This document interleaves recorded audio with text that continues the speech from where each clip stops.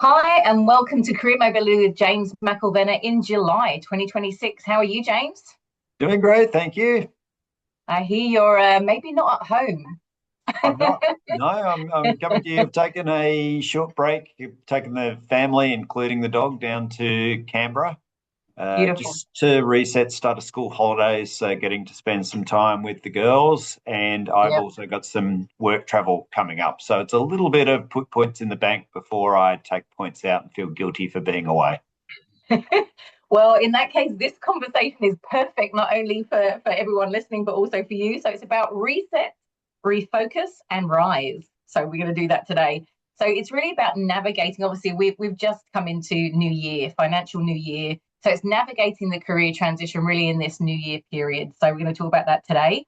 Um, why this is important, of course. New year, it's kind of natural psychological reset point really in the year. So good time to sort of rethink about things. And we know certainly that people sometimes at the moment are in career transition longer than they used to be. So we obviously want to support people through that process.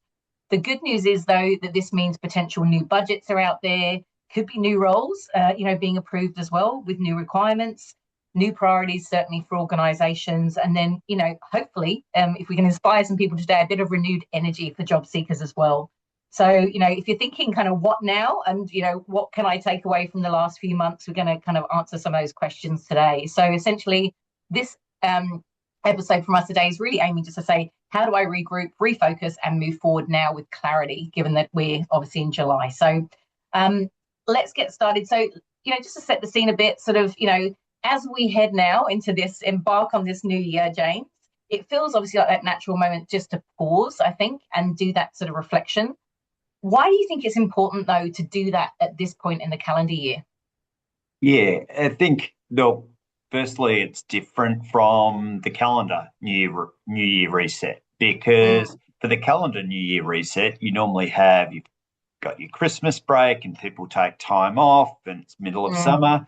Whereas here, it's easy to go charging right through and the financial New Year because for most people, unless they're taking time out like I'm for the school holidays, they really can just charge straight through it, notice no difference whatsoever. But it yeah, does get to become that time of year, as you referenced before, where if you don't stop and reset and reevaluate and sort of take some time, you can actually really, you know, rocket into the second half of the year and risk sort of burnout or risk doing a lot of activity, but that activity being ineffective. yeah, So yeah, that's why it's really important. And for all of those businesses, and we'll cover this in a lot of the discussion today, for all of those businesses, and not every business does, but a vast majority of Australian businesses do a reset themselves on the 1st of July yeah. every year. New budgets, new headcount approvals, they're making decisions now that they might have been delaying across May and June. Yeah, and I guess yeah, they're doing their own pause and sort of reset really as well. Hey, so yeah, absolutely. So let's reflect on the journey so far, because we really want people to understand that there has already been growth. No matter how long you've been in your career transition, you'll have learned some things. Some other things will have become apparent. You'll have started to pick up some gems about what's happening in the market. So, James, when you look across the whole transition journey, what are the biggest shifts that you see that people go through even before they land their next role?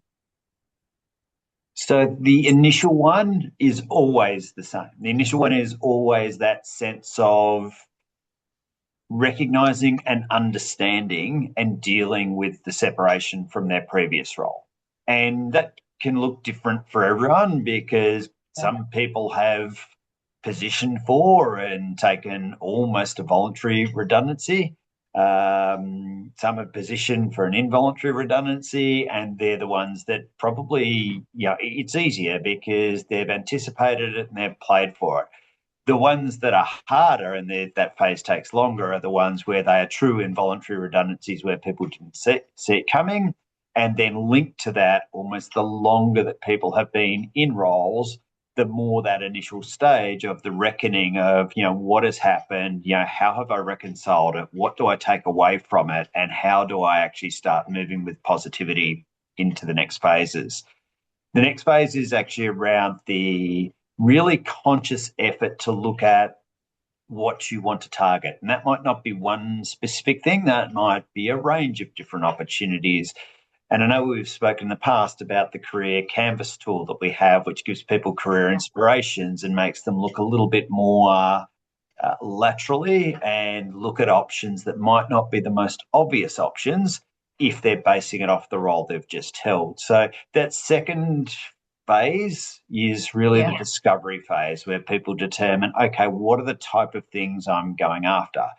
And then the final phase is, you said, this is the pre-placement phase, which is where it's putting it all into action. That's where the networking comes with much more targeted outcome than seeking to understand and acquire information. That's where actually networking, because you want to try and find an inside track for a role you want to apply for, or you want to see if a role can be created that's suitable because it's a target employer and you think that you're a really good fit there. So that's that sort of final phase where people are actually really moving into the action phase. But almost everyone goes through those three phases and they will all go through it differently.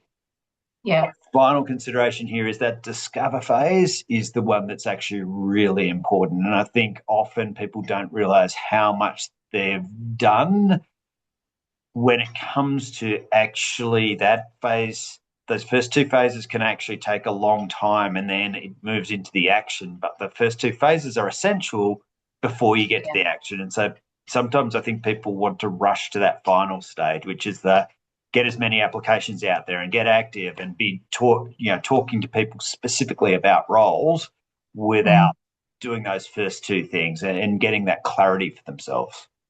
I guess it's that classic thing of building the foundations on the building first. Everything kind of happens quickly from there, but it doesn't look like much happening when the foundations are being put in. Absolutely. Great. What do you think people, what do you think people often underestimate about how far they've already come in the process, particularly by this point in the year? Yeah. I think building on what I just said, it feels for a lot of people like actually that mindset part of reconciling the exit from their old role and actually getting themselves into a mindset that is both positive and action oriented for the next phases. It feels when I'm talking to people that they think that they're not doing any real work in that stage, but they absolutely are. And it is so critical. And it's often the stages that our coaches tell us, is probably the part where they actually have the biggest impact on people's journey because people need to talk it through and they often need sort of an independent and experienced ear to listen and to help them work their way through that part of the process. So that would be the one I would call out where people really don't probably feel that they're doing hard work, but they absolutely are. Yeah, again, I mean, you're talking about houses, but let's talk about the gym. I mean, it's a very, very similar thing, isn't it? You don't see those sort of the changes in your body and things like that, but you can start to feel it in your energy and different things. And it's but again, it's incremental. It's not like an immediate, voila. Exactly. It's only over time. So let's talk about what letting go of what's not helping, because talking about that sort of how people feel, sort of clearing that emotional and sort of behavioral clutter, for example. So what do you see people holding on to that actually slows them down in transition?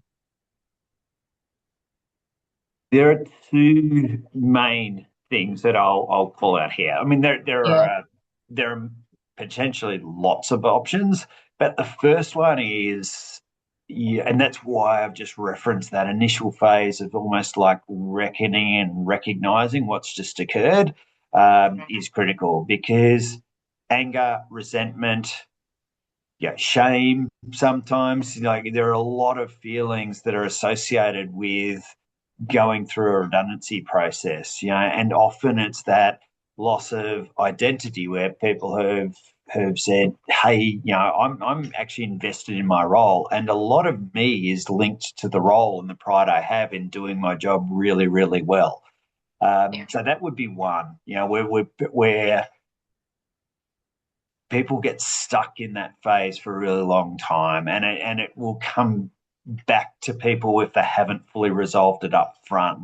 And often a lot of the discussions I will have with people, if I can see they're stuck, is, like I said, not jumping to action phase, because you can actually get in front of people who could be really great advocates for you if you Yeah. speak to them later in the process, but still not have dealt with what's just occurred and come across as either negative about your prior employer, or you're not in the right headspace to give the best of yourself and to show what you're capable of. And then it's limiting, because one of my dad's old expressions was, you only get one shot at a first impression. Yeah. Yeah. So that's why I'm saying, that can be, incredibly limiting. And I think the other one, which I'd call out, is just people have this concept that there is actually only one great outcome here, and that is another permanent role to move into. And that can be a really limiting idea for people throughout the transition process, when they're not thinking about how they're going to gather experience, and particularly how they're going to gather experience that might build their skills and incrementally build their skills towards something awesome. So I Yeah. do see and get told from our coaches, there are a lot of people, there's only one outcome that they're willing to accept, and that's another full-time permanent role, and that can actually be very limiting. Particularly given the options there are in the market, and we're going to talk about that in a little while. So what would help then someone to create a genuine reset, essentially, rather than just keep pushing harder at this point? What do you think that kind of little thing could be? Yeah, I think the genuine reset is to sort of take stock, do like a mini audit of where you're at and what you've done. Yeah. So, for starters, do a mini audit of, like, have I done the work, both personally and through discussion with my coach, to actually be in a really positive frame of mind? Then have I started doing the things that I should be doing now? Do I have like a very clear marketing statement? Do I have any documentation, right? My LinkedIn profile, my CV, a baseline cover, all of those things that are almost the building blocks or the foundational things, right? Where am I at on that journey? It'll depend how far people are through their process. Yeah. And then finally, how far am I away from then the feeling like I'm really making some solid progress towards discussions around potential opportunities. So mini audit is the answer there, of just doing an assessment of where you're at on the journey, Yeah. and then being clear, because we'll do two things. One, it will provide real clarity on what's coming next. And the second thing is, it will actually allow people to give themselves credit for the work that's already done. Sometimes just Love it. writing it down, write Yeah. it, like, by the mini audit, I mean, like, actually write it down so you can see it. Don't just think about it. Yeah. The magic of Put it that. into print. Type it, write it, do whatever you like, but actually turn it into something physical. Yeah, absolutely. For me, it would be a mind map, I think, James. That tends to be my expression when I'm doing a review. But yeah, no, absolutely. And there is something really magical, actually, as you say, of actually looking back and sort of seeing where you've actually come from. Because I think often, again, like you, when I have conversations, it's surprising that people have, I guess there's just so many things that they've done that they've almost, they're just like, well, I just had to get that done. It's like a tick box. But actually, when you go back and look, it's some really clear momentum forward, which is wonderful. So let's refocus on the new financial year. And you talked there about clarity. So how do we bring clarity and direction to the process? So as we move into the new financial year, where should people, do you think, be focusing their energy now? And start by actually finding out the businesses that actually do have the opportunity created for the start of the financial year. So this is where it comes to actually doing some really good research. Who gets new budgets? Who normally traditionally has new headcount? Who's doing the advertising at the moment? Where are the opportunities popping up? That is time very, very well spent at the start of a financial year, because it is not uniform Yeah. across every single business. Some businesses don't run a financial year, new year. They run a calendar year, new year, or particularly the multinationals. So just a bit of research, and then you can be really targeted around where the new opportunity will be created. Yeah. And I guess in this market as well, even companies that maybe were creating opportunities in the past may not be, but there's other emerging opportunities, as we're going to talk about now, where there could be options. So, what tends to make the biggest difference, do you think, in this next phase of the hiring cycle? Being very clear about the value that you're bringing. So Mm. just because it is a new cycle and potentially restrictions on the creation or advertising of new roles is lifted does not in any way mean that the overall economic conditions have changed.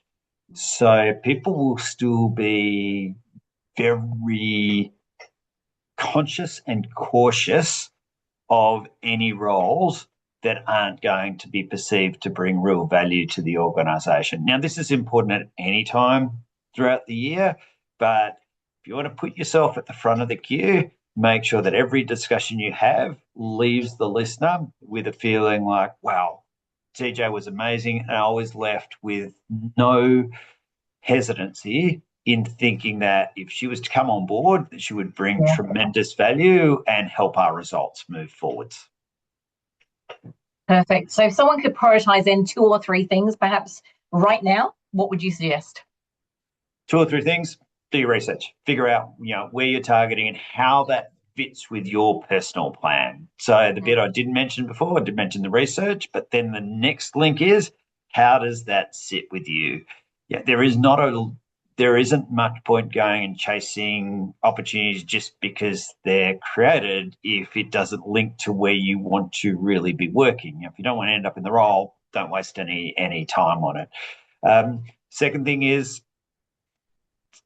get back to your networking, right? So do the first bit, and then Yeah. make sure you're actually connecting with people. Find out why the roles are created. Find out whether there's a number of roles on the moment. Find out whether, as part of this reset, there is a new strategy or they've been given like new direction around how they are going to build the business, change the business. Know these things before you actually get into any official discussion about a potential role. So networking with the intent to find out specific information around company strategy that might come with the new year from a budget and the new hiring opportunities. Yeah, it demonstrates that genuine passion, doesn't it, for the opportunity and the organisation.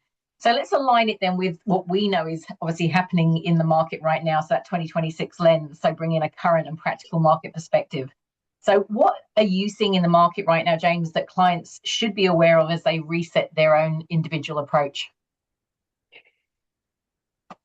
Much more, and it links to what I was saying before about the limiting ideal of only a permanent full-time role will do. Much more Yep. fractional work, much more portfolio career opportunity, much more try before you buy on secondment on both sides, on the employer side and on the individual, starting with the organisation. So the flexibility in employment options is probably one of the greatest things I have seen in 26. I've seen it grow. It's always been around, but I've Mm. seen it grow a lot more this year than it has in prior years. Yeah, absolutely. A lot more. And even advertised roles now are starting to talk about those things. So what are those opportunities that are starting to emerge? What specific ones would you say for different sort of perhaps roles or even industries, even if they're not traditional or obvious? Mm, so I think there is a lot at the moment around how people are coping with change, working through change, and it's a theme across every role. Because our audience is broad based. Talking specific industries, I think we have a lot of that information available to them through Career Studio. But to try and appeal to everyone who's listening, actually coming with a very clear idea of what change means for them and Yeah. how they have positioned themselves, because the same as change comes with the type of ways people are getting employed and and what their contract might state as to the nature of the employment. Similarly, Yeah. that's coming because it feels like there's just consistent change in how organizations are evolving. And that's not limited to just AI or AI adoption. That's actually just dealing with the new market realities, whether that's geopolitical tensions, whether that's different customer expectations. You know, all of these things have meant that someone who can actually really articulate very clearly the role they've played in supporting change in prior organizations and the specific skill set they bring around bringing both their own capability to be agile and adapt with change, but then also, in particular, the support they can provide for those around them. And that doesn't mean you have to be in a leadership role to do that. That Mm, means you can actually be a change champion or an advocate, right? Which is just as important when an employer is looking at the type of people they want to come on board to help them yeah. achieve their strategic objectives. Brilliant. So how should then clients balance, persistence with that adaptability in this environment, do you think? Yeah, I think persistence versus adaptability. It's if you are when you're doing your audit, as recommended earlier, Yeah. what are at the same time, what are the things that are working for you, and what are the things that feel like you're consistently hitting dead ends? And so I'll give you a classic example that I often uncover when I chat to people, and that is an over reliance on applying for advertised roles Yeah. is a perfect example of all I'm doing is I'm just applying again and again for advertised roles, and I'm receiving a lot of regret letters, and I'm not making that many interviews even, and it's getting really soul destroying that some of these things I'm actually overqualified for, but I'm not even getting a look in. Yeah, that is a perfect example of where a stop and this actually just ain't working for me, and I Yeah. need to be more adaptable in thinking about, do I leverage the things I've probably been encouraged to do around networking, around doing more research before, and really then the advertised role and the application against an advertised role comes because you've already spoken to a couple of people and they said, hey, just so it's in our system, can you please respond to the advertisement? But you've already Yeah. spoken to someone, you've aligned, you've Yeah. probably networked with someone, you know it's the right role for you, you know that they're going to be interested in background. And then by the time the application goes in, it's really just so it's in their recruitment system. They've already decided they want to have a discussion with you. That is such good advice. It's again, I have that conversation a lot. And when you have been doing the homework, you're using your marketing plan, you're having those really meaningful networking conversations, essentially become ahead of the game, but you do have to go through the process. Because hiring processes are what they are, but yeah, it's great advice. So let's talk about rebuilding energy and momentum, because that's what we want people to have as they get into this new year. So, really kind of resetting that emotional stamina. So, for those who are feeling fatigued by their job search, and we know some people definitely are, how can they rebuild their energy without losing momentum? Yeah. So for one, take a break. Like Yeah. ask yourself the question. Go Canberra. Are, are, are you putting too much pressure on it? And even if, and don't worry, I get it. Anyone who's worked in this industry gets it. Like it's Yeah. stressful. You're saying, how long is it before financially this becomes an issue for me, right? And that can be stressful and drive the need to feel like I'm constantly doing something, but that can actually also get tiring. And then it comes, since we're using the sporting analogies, Yep. if you're if you're if you get tired, your skills drop off towards the end of a game and you don't execute as well as what you normally would if you're fresh. It's exactly the same in this scenario. You need to be fresh because you can feel like you're doing lots of work, but you're not doing effective work, or you're not applying your skills well, or based on what we are just talking about, you're not necessarily doing the right things. And then all you're doing is getting more and more tired, but less and less effective. So that would be Yeah. the first one. And the second one is, and I know you and I have talked about this in the past, TJ, we're both big fans of sort of habit building. Like just Yeah. create some habits, structure it like you would if you were employed in a role. So if it's getting yourself to the gym at a particular time of the day, or taking the dog for a walk, or standing up between calls, and getting mobile, stretching, all of those little habits that people actually use to break things up. It should be exactly the same when people are going through career transition. Structure your day in a way that maximizes your energy and takes care of your health and well-being, both mental and physical. Yeah, brilliant advice.